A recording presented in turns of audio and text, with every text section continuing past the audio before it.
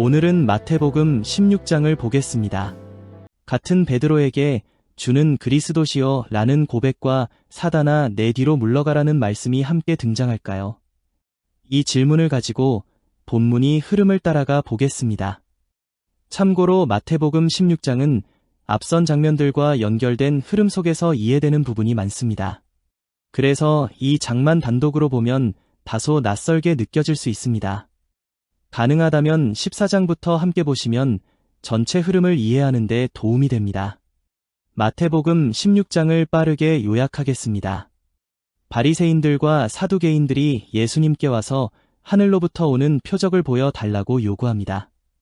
예수님은 그들에게 하늘의 기상은 분별하면서도 시대의 표적은 분별하지 못한다고 말씀하시며 악하고 음란한 세대가 표적을 구하지만 요나의 표적밖에는 보여줄 표적이 없다고 하신 뒤 그들을 떠나십니다. 제자들과 함께 건너편으로 가실 때 제자들은 떡을 가져오는 것을 잊었습니다. 그때 예수님은 바리새인들과 사두개인들의 누룩을 주의하라고 말씀하셨고 제자들은 서로 떡을 가져오지 않은 이를 두고 하신 말씀이라고 생각합니다. 예수님은 그들의 생각을 아시고 믿음이 적다고 하시며 5병이어로 5,000명을 먹이신 일과 7병이어로 4,000명을 먹이신 이를 기억하지 못하느냐고 말씀하십니다.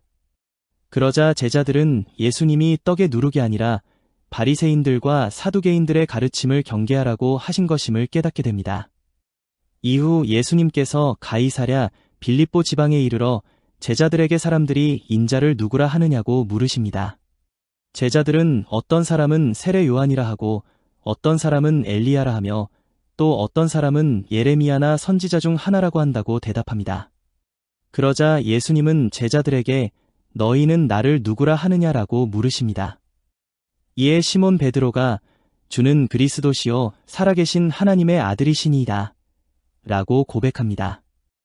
예수님은 베드로가 복이 있다고 하시며 이것을 알게 한 것은 혈육이 아니라 하늘에 계신 아버지라고 말씀하십니다. 그리고 베드로에게 천국 열쇠를 주겠다고 하시며 땅에서 매면 하늘에서도 매일 것이고 땅에서 풀면 하늘에서도 풀릴 것이라고 말씀하십니다. 이어 제자들에게 자신이 그리스도라는 사실을 아무에게도 말하지 말라고 당부하십니다. 그때부터 예수님은 자신이 예루살렘에 올라가 장로들과 대제사장들과 서기관들에게 많은 고난을 받고 죽임을 당하며 제3일에 살아나야 할 것을 제자들에게 말씀하기 시작하십니다. 그러자 베드로가 예수님을 붙들고 그런 일이 결코 일어나지 않을 것이라고 말합니다. 이에 예수님은 베드로에게 사단아 내 뒤로 물러가라고 말씀하시며 하나님의 일을 생각하지 않고 사람의 일을 생각한다고 말씀하십니다. 그리고 제자들에게 누구든지 자신을 따라오려거든 자기를 부인하고 자기 십자가를 지고 따라와야 한다고 말씀하십니다.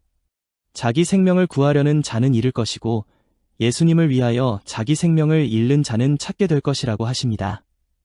또 사람이 온 천하를 얻고도 자기 목숨을 잃으면 무엇이 유익하겠느냐고 말씀하시며 인자가 아버지의 영광으로 천사들과 함께 올 때 각 사람의 행한 대로 갚을 것이라고 말씀하십니다. 마지막으로 예수님은 여기 서 있는 사람들 중에는 죽기 전에 인자가 자기 왕권을 가지고 오는 것을 볼 자들도 있다고 말씀하십니다. 마태 16장의 내용을 살펴보도록 하겠습니다. 16장은 바리새인과 사두개인이 함께 등장하면서 시작됩니다. 이들은 예수님을 시험하여 하늘로부터 오는 표적을 보여 달라고 요구합니다. 이미 여러 사건을 통해 공급과 회복, 치유와 권능의 흐름이 드러났음에도 다시 표적을 요구하는 모습이 나타납니다. 이 장면은 단순히 더 많은 능력을 보여 달라는 요청이라기보다 무엇을 보고 있고 무엇을 이해하고 있는지를 묻는 구조로 볼 수도 있습니다. 앞선 장면들에서는 떡의 공급과 물위 사건, 그리고 여러 회복의 기록들이 이어져 있었습니다. 그런 흐름을 고려하면 이 질문은 단순히 같은 사건의 반복을 요구하는 장면이라기보다 지금까지 경험한 사건들을 어떤 시선에서 바라보고 있는지를 생각하게 합니다. 예수님은 직접적인 표적을 보여주지 않으십니다. 대신 하늘을 바라보며 날씨를 판단하는 이야기를 말씀하십니다. 저녁 하늘이 붉으면 날이 좋을 것이라 판단하고 아침 하늘이 흐리면 비가 올 것이라 판단하는 것은 누구나 할 수 있는 분별입니다. 중요한 것은 눈에 보이는 현상 자체가 아니라 그 안에서 무엇을 읽어내고 있는가 하는 문제입니다. 표적을 요구하는 질문은 겉으로는 능력의 확인을 원하는 것처럼 보이지만 이미 나타난 사건들의 흐름을 어떻게 이해하고 있는지를 생각하게 하는 장면이 됩니다. 이렇게 보면 16장은 새로운 기적을 보여주는 장이라기보다 지금까지 경험한 사건들을 어떤 시선에서 바라보고 있는지를 묻는 장처럼 보이기도 합니다. 표적 요구 이후 누룩에 대한 경고로 이어집니다. 성경에서 누룩은 잘 보이지 않지만 마음이나 공동체 안으로 퍼져 전체에 영향을 주는 흐름으로 이해될 수 있습니다. 바리새인과 사두개인의 누룩을 조심하라는 말씀은 마음 안에서 작동할 수 있는 보이지 않는 영향을 경계하라는 의미입니다. 잘못된 누룩은 전체에 영향을 미칠 수 있으며 작은 오해나 교훈의 방향이 얼마나 크게 작용하는지를 보여줍니다. 이러한 흐름은 베드로의 고백 이후 이어지는 장면에서도 나타납니다. 이 흐름은 마태복음 전체에서 반복되는 인식 구조와 연결되어 있습니다. 누룩은 음식을 부풀게 하는 작은 요소입니다. 눈에 잘 보이지 않지만 내부에서 변화를 일으키는 힘으로 작용합니다. 문제는 누룩 자체가 아니라 어떤 누룩이 마음을 움직이고 있는가입니다. 16장은 누룩을 제거하라는 장이 아니라 마음이 어디를 향해 부풀어 오르고 있는지를 돌아보게 하는 장입니다. 표적을 다시 보여달라는 요구와 함께 등장하는 이 경고는 사건 자체를 더 늘리는 것이 아니라 이미 주어진 흐름 안에서 무엇을 이해하고 있는지를 확인하는 방향으로 이어집니다. 말씀은 멈추지 않고 계속 흐르지만 그 흐름을 받아들이는 마음의 상태는 끊임없이 점검되어야 합니다.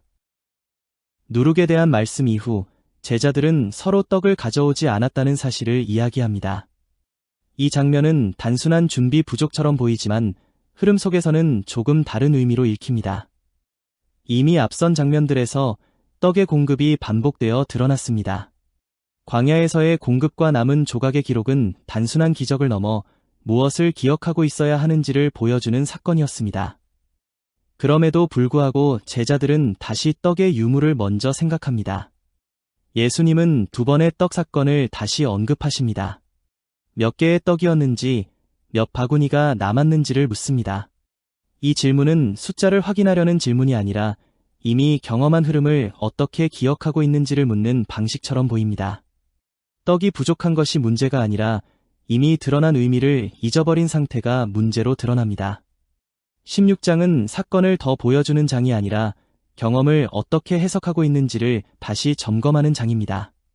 누룩 경고가 보이지 않는 영향을 분별하게 했다면 이 장면은 기억과 이해가 어디에 머물러 있는지를 드러내는 자리입니다. 이후 예수님은 제자들과 함께 가이사랴 빌립보 지방으로 이동하십니다. 지금까지는 사건과 질문이 계속 이어졌습니다. 누룩을 조심하라는 경고가 있었고 제자들은 떡을 두고 오해했으며 예수님은 이미 경험한 공급의 사건들을 다시 떠올리게 하셨습니다. 이 흐름 속에서 예수님은 이제 질문을 던지십니다. 사람들이 인자를 누구라 하느냐? 제자들은 여러 대답을 전합니다. 세례 요한이라 하기도 하고 엘리야라 하기도 하며 예레미야나 선지자 중 하나라고 말하는 사람들도 있다고 합니다. 사람들은 예수님의 행하신 일과 말씀을 보며 어떤 의미를 느끼지만 그 이해는 아직 서로 다른 방향으로 흩어져 있습니다. 그러자 예수님은 질문을 다시 제자들에게 돌리십니다. 너희는 나를 누구라 하느냐? 이 질문은 단순히 지식을 묻는 질문이라기보다 지금까지의 모든 사건을 지나며 제자들이 어떤 인식에 이르렀는지를 묻는 질문처럼 보입니다. 그때 베드로가 대답합니다. 주는 그리스도시요 살아계신 하나님의 아들이시니이다. 이 고백은 새로운 사건이라기보다는 이미 보았던 일들, 들었던 말씀들, 경험했던 흐름을 지나며 하나의 인식으로 모여 나타난 고백입니다. 예수님은 그 고백을 들으시고 말씀하십니다. 이를 내게 알게 한 이는 혈육이 아니요 하늘에 계신 내 아버지시니라. 사람의 계산이나 경험만으로 도달한 결론이 아니라는 선언입니다. 그래서 이 장면은 단순한 고백의 순간이라기보다 지금까지 이어진 흐름이 하나의 인식으로 드러나는 자리처럼 보입니다. 누룩을 분별하는 경고가 있었고 떡 사건을 통해 기억을 점검하는 질문이 있었으며 이제 그 모든 흐름이 한 문장으로 나타납니다. 주는 그리스도시요 살아계신 하나님의 아들이시니이다. 베드로의 고백 이후 예수님은 제자들에게 처음으로 앞으로 일어날 일을 말씀하시기 시작하십니다. 예루살렘으로 올라가 장로들과 대제사장들과 서기관들에게 많은 고난을 받고 죽임을 당하며 제3일에 살아나게 될 것을 설명하십니다. 지금까지는 사건과 질문을 통해 흐름이 이어졌다면 이제 예수님은 그 길의 방향을 직접 드러내십니다. 그런데 바로 그때 베드로가 예수님을 붙들고 말리기 시작합니다. 주여 그리 마옵소서, 이 일이 결코 주에게 미치지 아니하리이다. 조금 전까지 가장 분명한 고백을 했던 제자에게서 나온 반응입니다. 그러나 그 다음 행동은 그 고백을 기준으로 예수님의 길을 정하려는 모습으로 나타납니다. 자신이 이해한 결론을 기준으로 앞으로의 방향을 붙잡으려는 것입니다. 그러자 예수님은 돌아서서 베드로에게 말씀하십니다. 사단아, 내 뒤로 물러가라. 너는 나를 넘어지게 하는 자로다. 내가 하나님의 일을 생각지 아니하고 도리어 사람의 일을 생각하는도다. 이 말씀은 단순한 꾸중의 수준이 아니라 매우 강한 질책으로 들립니다. 방금 전까지 주는 그리스도시요 살아계신 하나님의 아들이시니이다. 라고 고백했던 제자에게 사단이라는 표현이 사용되기 때문입니다. 지금까지 이어져 온 흐름 속에서 보면 이 장면은 하나의 분명한 경계를 드러냅니다. 고백에 도달하는 것과 그 고백을 기준으로 길을 정하려 하는 것은 다른 문제라는 점입니다. 하나님께서 열어 보여주신 인식이라 할지라도 그것을 사람이 붙잡아 방향을 정하는 순간 그 안에는 사람의 생각이 섞일 수 있기 때문입니다. 그래서 이 장면은 베드로 한 사람의 실수라기보다 말씀 앞에서 사람이 쉽게 넘어갈 수 있는 지점을 보여주는 것처럼 보입니다. 사람은 진리를 이해하고 고백하는 자리까지는 나아갈 수 있지만 그 다음 순간 그 진리를 자신의 판단 안에 두고 방향을 정하려 할 수 있기 때문입니다. 그래서 예수님은 내 뒤로 물러가라 라고 말씀하십니다. 길을 정하는 자리가 아니라 따르는 자리로 돌아가라는 의미처럼 들립니다. 지금까지 이어진 흐름을 보면 이 장면은 더욱 분명해집니다. 누룩을 조심하라는 경고가 있었고 떡 사건을 통해 이미 경험한 일을 기억하라는 질문이 있었으며 그 흐름 속에서 베드로의 고백이 나타났습니다. 그러나 마지막 장면에서 드러나는 것은 고백 이후의 태도입니다. 말씀을 깨닫는 것과 그 말씀을 소유하려는 것은 다른 문제이기 때문입니다. 사람의 생각이 개입하는 순간 방향이 바뀔 수 있기 때문입니다. 그래서 이 장면은 하나의 경고처럼 보이기도 합니다. 하나님께서 열어주신 인식은 사람이 붙잡아 완성하는 것이 아니라 계속 따라가야 하는 길이라는 점입니다. 베드로의 고백은 분명한 고백이었지만 그 고백이 끝이 아니라 그 이후의 태도가 더 중요하다는 것을 이 장면은 보여줍니다. 그래서 마태복음 16장은 고백으로 끝나는 장이 아니라 그 고백 이후 사람의 생각이 개입할 수 있는 경계를 드러내는 장면처럼 보입니다. 지금까지 이어진 사건과 질문, 기억과 분별의 흐름은 결국 이 자리에서 하나의 기준을 드러냅니다. 말씀을 깨닫는 것보다 더 중요한 것은 그 말씀의 길 앞에서 사람이 자신의 생각으로 방향을 정하려 하지 않는 것입니다. 그래서 예수님의 말씀은 분명합니다. 내 뒤로 물러가라. 앞에서 길을 정하려는 자리가 아니라 뒤에서 따라가는 자리로 돌아가라는 말씀처럼 들립니다. 그리고 이 장면 이후 예수님은 제자들에게 또 다른 말씀을 이어가십니다. 아무든지 나를 따라오려거든 자기를 부인하고 자기 십자가를 지고 나를 따를 것이니라. 이제 질문은 단순한 인식의 문제가 아니라 어떤 자리에서 따라갈 것인가의 문제로 이어집니다. 마태복음 16장의 마지막은 그래서 하나의 결론이라기보다 다음 장면을 향해 열리는 자리처럼 보입니다. 사람의 인식이 도달할 수 있는 자리와 그 한계를 동시에 보여준 뒤 이제 말씀은 다시 새로운 장면으로 이어집니다. 마태복음 14장부터 이어진 흐름을 돌아보면 사건들은 서로 다른 이야기처럼 보이지만 하나의 방향으로 이어지고 있습니다. 14장은 세례 요한의 죽음으로 시작합니다. 말씀을 전하던 사람이 사라지는 사건처럼 보이지만 그 이후에도 말씀의 흐름은 멈추지 않습니다. 광야에서 떡이 나누어지고 혼돈의 바다 위에서 두려움이 드러나며 결국 제자들의 고백이 나타납니다. 15장에 들어오면 질문의 방향이 조금 더 안쪽으로 들어옵니다. 사람을 더럽히는 것이 무엇인가가 드러나고 사람의 전통과 하나님의 말씀이 어떻게 충돌하는지가 나타납니다. 그리고 경계를 넘어 찾아온 여인의 이야기와 다시 이어지는 떡의 사건 속에서 사람의 마음이 어디로 향하고 있는지가 조금씩 드러납니다. 그리고 16장에 이르러 예수님은 다시 묻습니다.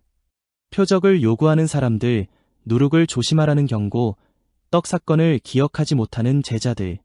이 모든 질문의 흐름 속에서 결국 하나의 고백이 나타납니다. 주는 그리스도시요 살아계신 하나님의 아들이시니이다. 그러나 이 장은 고백에서 멈추지 않습니다. 그 고백 이후에 이어지는 질문이 있기 때문입니다. 결국 질문은 하나로 모입니다. 무엇을 따라갈 것인가? 하나님의 일인가? 사람의 일인가? 그래서 이 장은 어떤 결론을 선언하는 장이라기보다 하나의 기준을 세우는 장처럼 보입니다. 고백 이후에도 사람의 생각은 계속 시험을 받으며 무엇을 따라갈 것인지가 계속 드러나기 때문입니다. 이제 이야기는 또 한 번의 장면으로 이어집니다. 예수님은 제자들을 데리고 산으로 올라가십니다. 그리고 그곳에서 제자들은 이전과는 다른 방식으로 예수님의 모습을 보게 됩니다. 지금까지 이어진 질문들이 이제 또 다른 장면 속에서 어떤 의미로 드러나는지, 이어지는 다음 장에서도 말씀의 구조를 함께 따라가며 신앙과 사역에도 실제적인 도움이 되길 바랍니다.